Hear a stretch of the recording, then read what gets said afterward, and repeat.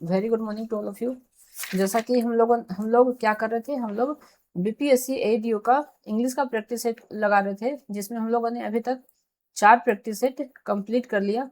ठीक है, तो आप लोग यदि चारों का चारों प्रैक्टिस सेट नहीं देखे तो जाकर के सबसे पहले है ना वो प्रैक्टिस सेट जाकर के देख लीजिए, तब जाकर के आपको ये पांचवा जो प्रैक्टिस सेट है वो अच्छे से समझ में आएगा। ठीक है, और लगाने का तरीका किस तरह से करेंगे हम लोग वो आपको पता चलेगा पिछले 4 वीडियोस में। ठीक है, तो चलिए अभी हम लोग पांचवा करते हैं। ठीक है, तो ये है हमारा पैसेज को करने का तरीका ये है कि पहले हम लोग क्वेश्चंस को रीड आउट करेंगे, फिर पैसेज पढ़ेंगे। ठीक है, तो चलिए हम लोग डायरेक्टली इसको करने का कोशिश करते हैं। ठीक है, क्वेश्चन नंबर 1 बोल रहा है which phrase from the passage contain an adjective of origin, है ना।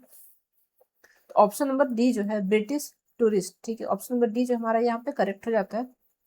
ठीक है, चलिए question number 2, grammatically the word busy in the phrase busy states is an adjective of, किस चीज का एडजेक्टिव है ये, है ना। तो ये है क्वालिटी का, है ना। बिजी ये क्या क्या बता रहा है, क्वालिटी, है ना, तो ये क्वालिटी का एडजेक्टिव है। ठीक है, चलिए question number 3, according to passage what a specific activity is attributed to Japanese tourist, है ना। ठीक है, तो क्वेश्चन नंबर 3 का अगर हम लोग आंसर देखें तो wearing cool clothes, sitting and watching other peoples. ठीक है, हम लोगों ने पढ़ा था तो हमें पता चला कि sitting and watching other people ये हमारा क्या हो जाता है, करेक्ट हो जाता है। ठीक है, क्वेश्चन नंबर 4। ठीक है, question number 4, the sentence there are big parks for tourist to visit contains an example of, क्या हो जाता है, option number A an infinitive use to express purpose. ठीक है, ऑप्शन नंबर ए हमारा करेक्ट हो जाता है। चलिए question number 5, in the phrase look up at the wide blue sky what is the correct order of adjectives used, है ना। इसमें जो एडजेक्टिव्स यूज किया गया है उसका करेक्ट ऑर्डर क्या होगा, तो करेक्ट ऑर्डर क्या होगा इसका, साइज एंड कलर, पहले साइज उसके बाद कलर। ठीक है, ये करेक्ट ऑर्डर होता है। ठीक है, चलिए क्वेश्चन नंबर 6 देखते हैं, select the option that can be used as one word substitution. ठीक है, the art of beautiful hand writing, है ना, इसको क्या कहा जाता है, अच्छी लिखने की कला को क्या कहते हैं हम लोग, अच्छी लिखने की कला को हम लोग बोलते हैं कैलीग्राफी, है ना। अच्छी लिखने की कला को क्या बोलते हैं, कैलीग्राफी। चलिए क्वेश्चन नंबर 7 है, select the most appropriate option to fill in the blanks, है ना। क्या हो जाएगा इसमें, she goes to school every day. यहाँ पे देखिए ये एवरी डे ही हमें बता रहा है कि ये इंडेफिनिट वाला सेंटेंस है, और सी के साथ क्या लगेगा, गोज, सबको पता है। ठीक है, question number 8, select the most appropriate option to fill in the blanks, hiking is difficult, है ना। हाइकिंग इज डिफिकल्ट किस लिए डिफिकल्ट है ना। Hiking is difficult but fun, hiking is difficult लेकिन कैसा है ना, मजाकिया है। ठीक है, ये हो जाएगा हमारा ऑप्शन नंबर बी। ठीक है, select the most appropriate synonyms of the given word, है ना। क्या है, इटर्नल, इटर्नल का हमें क्या फाइंड आउट करना है, सिनोनिम्स। इटर्नल का मतलब होता है ना, अनंत।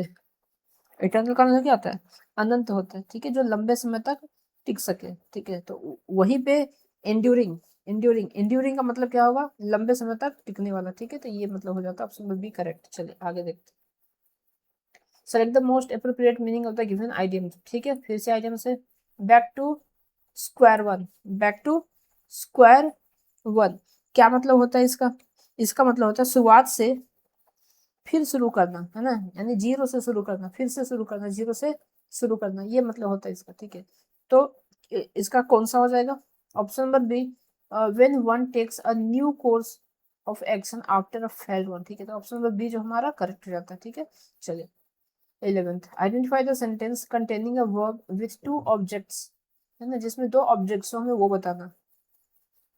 क्या है, ग्रैंड माँ is baking me a cake, है ना, तो ग्रैंड माँ और जो केक है ये क्या हो जाएगा हमारा, करेक्ट हो जाएगा। ठीक है, दो दो हमें यहाँ पे क्या दिखा, टू ऑब्जेक्ट्स दिख रहा है। ठीक है, चलिए select the correct form of irregular past participle, है ना, फॉल, फॉल का कौन सा नहीं होगा, ठीक है, ये नहीं होगा, ठीक है।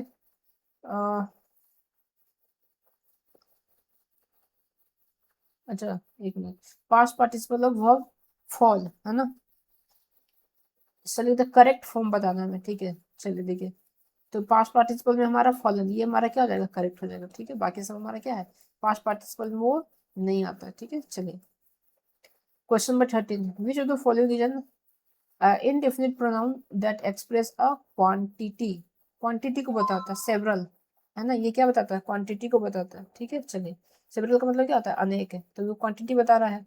तो अभी तक हमें क्या दिखा, किस कितने कितने प्रोनाउंस हमें दिखा है ना, क्वांटिटी वाला दिखा है ना, और क्या दिखा, और हमें क्या बोलते हैं, क्वालिटी वाला दिखा, फ्रीक्वेंसी वाला दिखा। तो ये सब दिख रहा है, ये सबको नोट करते जाइएगा, ठीक है, कि किस किस टाइप का क्वेश्चन हमसे पूछा जा रहा है, ठीक है। Fill in the blanks with most appropriate word. The manager's explanation was deliberately, है ना, डेलीबरेटली क्या, dash to confuse the audience. Option number C ambiguous, ambiguous, ambiguous का अर्थ होता है ना, दो अर्थ वाला, है ना, अस्पष्ट जिसको बोलते हैं, ठीक है। तो ये मतलब होता है इसका, ठीक है। Question number, option number C, ठीक है, ये यहाँ पे डेलिबरेटली एम्बिग्यूअस, ठीक है। Question number 15, her dedication to social work is truly, है ना, उसका जो डेडिकेशन है सोशल वर्क के लिए वो सच में क्या है, तो ऑप्शन नंबर ए कमेंडेबल। कमेंडेबल का मतलब होता है, कमेंडेबल का मतलब होता है सराहनीय, प्रशंसनीय, है ना, ये मतलब होता है इसका। चलिए क्वेश्चन नंबर 16 में कहा गया है ग्रामेटिकली करेक्ट हमें चूज करना है, ठीक है। ऑप्शन नंबर 16 और 17 दोनों में, ठीक है, करेक्ट चूज करना है। और वहीं पे 18 और 19 में हमें क्या है, एरर फाइंड आउट करना है। तो चलिए 16 में हम 16 में अगर बी ऑप्शन को देखें, only after the rain stopped did we continue the match, ठीक है। ऑप्शन नंबर बी जो हो जाएगा क्या, करेक्ट। वहीं पे यदि 17 में देखें, है ना, इनमें हमें क्या फाइंड करना है, गलत कौन सा है, ठीक है। He is one of the best players, ठीक है, हु हैव एवर लिव्ड, ठीक है। तो यहाँ पे क्या, यहाँ पे one of the best players plural sense देता है ना, इसलिए हु है प्लूरल वर्ब होगा, ठीक है। प्लेयर्स प्लूरल होने से हैव सही होगा, ठीक है। तो यहाँ पे क्या हो जाएगा, ऑप्शन नंबर 17 का ऑप्शन नंबर बी जो है वो गलत हो जाता है, ठीक है। चलो अच्छा एक मिनट, है ना, 17 में हमारा करेक्ट है, तो ऑप्शन नंबर बी सही है, हैव लगेगा तो ये सही हो जाएगा, ठीक है। हैज नहीं होगा, ये भी नहीं होगा, ठीक है। चलिए 18 और 19 देख लेते हैं। यहाँ पे हमें गलत फाइंड आउट करना है, ग्रामेटिकली इनकरेक्ट हमें फाइंड आउट करना है। तो 18 में यदि द कमिटी, है ना, the committee have decided to postpone the meeting, ठीक है, ये सही है, ठीक है। ईच ऑफ द बॉयज, ठीक है, देखिए सेम क्वेश्चन, पिछले चार सीटों में सेम क्वेश्चन आया, वर्ड सही है ना।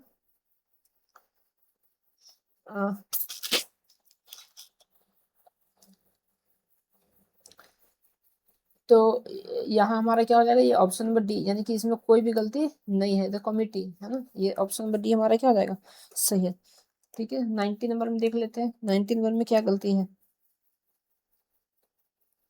90 नंबर में ईच ऑफ द वर्ड, ये क्या हो जाएगा, गलत हो जाएगा, क्योंकि ये हमारा क्या है, प्लूरल है, और हमें पता है ईच के साथ क्या लगता है, सिंगुलर लगता है, ये गलत हो गया, ठीक है।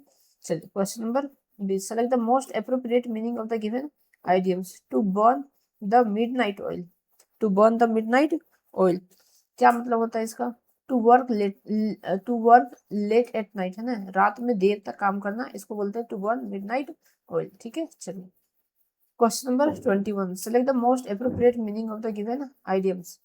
a blessing in disguise, है ना, क्या मतलब होता है इसका, इसका अर्थ होता है a good things that seems bad at first, है ना, ऐसा जो ऐसा लाभ जो पहले बुरा लगे लेकिन बाद में अच्छा लगने लगे, है ना, उसको बोलते हैं, ठीक है। अब अगर इसको हम लोग ऑप्शन से देखें, तो ऑप्शन नंबर बी जो है, a good things that seems, अच्छा ऑप्शन नंबर बी जो हमारा है वो क्या हो जाता है, करेक्ट हो जाता है, ठीक है। चलिए question number 22, 2. Select the most appropriate antonyms of the word conceal. conceal है ना. Question number 22. कंसील का मतलब होता है छिपाना. कंसील का मतलब क्या होता है? छिपाना. तो वहीं पे हाइड का मतलब क्या हो जाएगा? छिपाना. एंटोनिम्स. अच्छा, हाइड मतलब छिपाना, कंसील मतलब छिपाना. छिपाना, इसका एंटोनिम्स क्या हो जाएगा? रिवील है ना. रिवील. रिवील मतलब होता है जाहिर करना. ठीक है. कवर मतलब हाइड, प्रोटेक्ट, ये सब सेम वर्ड है. ठीक है. रिवील का मतलब क्या हो जाएगा? बाहर निकालना. ठीक है. चलिए question number 23. Select the most appropriate synonyms of the given word resilient. 23. Resilient. Resilient का अर्थ होता है लचीला और मजबूत, है ना. तो सिनोनिम्स क्या हो जाएगा इसका? स्ट्रॉन्ग, है ना. लचीला और मजबूत. जो चीज लचीला लचीला होता है वो बहुत मजबूत होता है. ठीक है. तो ये हो जाएगा हमारा स्ट्रॉन्ग.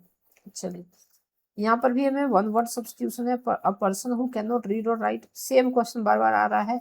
इलिटरेट. ठीक है. रिपीटेड क्वेश्चन है ये, है ना. One who looks on the bright side of life, है ना. इसका मतलब होता है आशावादी. आशावादी यानी कि ऑप्टिमिस्ट. ठीक है. ऑप्टिमिस्ट का मतलब क्या होता है? आशावादी. ठीक है. Question number 26.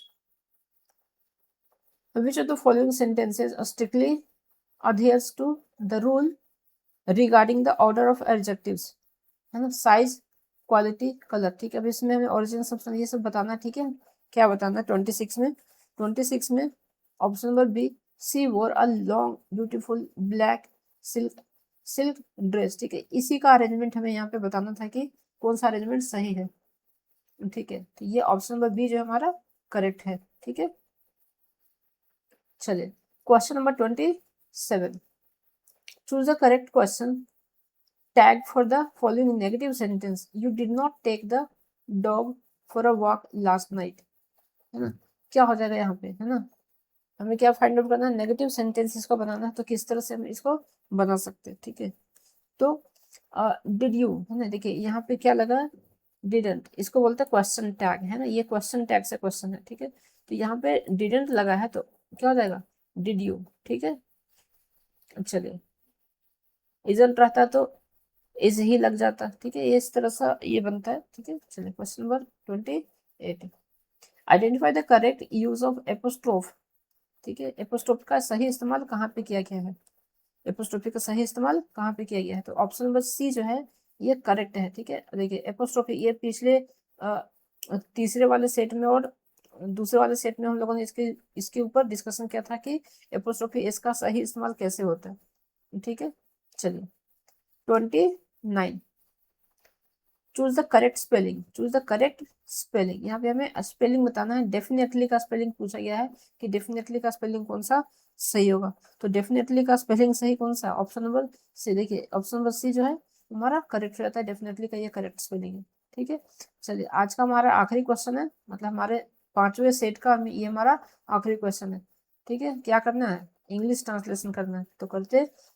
उसने मुझे वादा किया कि वह आएगा, है ना. उसने मुझे वादा किया कि वह आएगा. He promised me that he will come. ठीक है. नहीं ये गलत हो जाता है. ठीक है. विल यहाँ पे नहीं होगा, वुड होगा. तो वुड यहाँ पे देखिए. अब बाकी किसी में वुड नहीं. ऑप्शन नंबर बी जो है हमारा करेक्ट है. He promised that he would come, है ना. वह आएगा. तो ऑप्शन नंबर बी जो है करेक्ट हो जाता है. ठीक है. तो इस तरह से हमने बीपीएससी एडीओ का 30 क्वेश्चन बहुत बेहतरीन ढंग से किया. अगर आपको ये हमारा सेट प्रैक्टिस पसंद आ रहा हो तो लाइक कर दे ताकि उसे में और मोटिवेशन मिले और हम आगे और भी इसी तरह से सारा का सारा सेट कराते रहें. ठीक है. चलिए मिलते हैं अगले सेट की ओर. तब तक के लिए धन्यवाद. पढ़ते रहिए और सीखते रहिए.